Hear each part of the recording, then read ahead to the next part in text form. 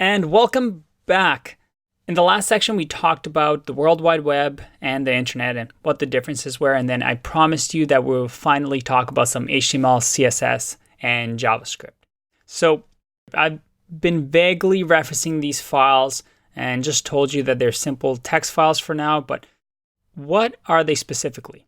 Well, initially, if you remember, we had Tim Berners-Lee who created the very first website.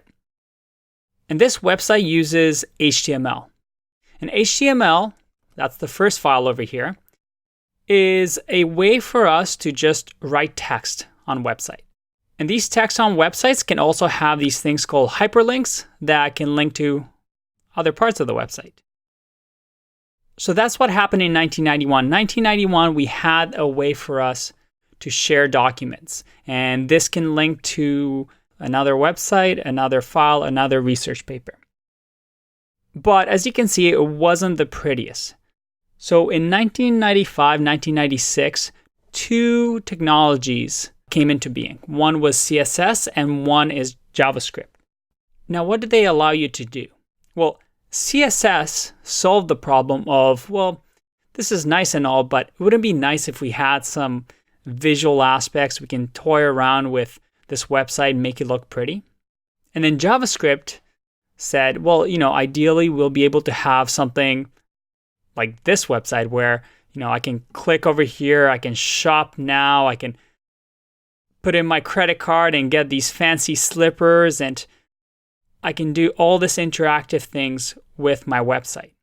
So let's play around with this and try and incorporate from this basic HTML file to add some CSS and JavaScript to this page.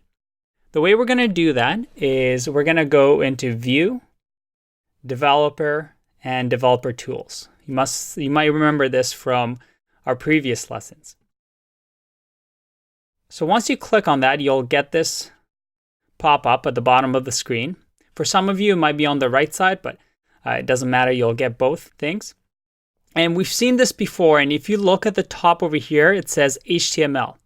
And that's it. HTML is this. It's this file that has this weird syntax that describes how this web page should look in text. So you can see over here, it says the World Wide Web. These are just text. On the right side over here, you'll see something called styles. So styles will actually let you add styles to the website, as the name suggests. And that's what CSS is. If we click on HTML here, and actually let's click on body. Without knowing any CSS or anything, if we define something like color, semicolon, and then let's go blue, it changes the text color to blue. Chrome lets you play around with websites and actually inject some CSS into this HTML. Without knowing any CSS, we can kind of play around, type in a letter, and it will have a drop down. So let's see over here if we can do background color. Let's make it, I'm going to press tab, I'm going to do red.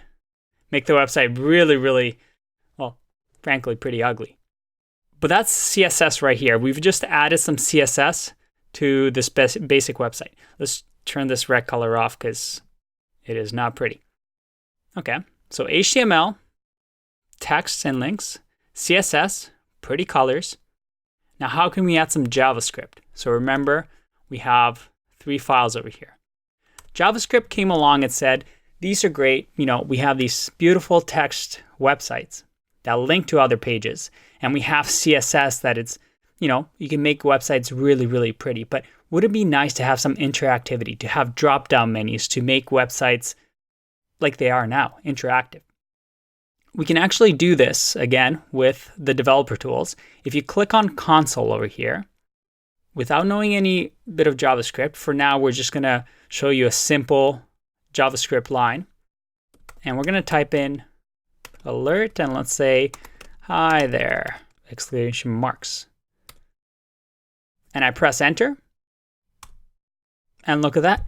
We just made the very first website ever made interactive with JavaScript. Now, obviously, this doesn't do anything, but hopefully this shows you where we were before in 1991 to where we are now. websites that are interactive, full of JavaScript, CSS, and of course, HTML. See you in the next one. Bye-bye.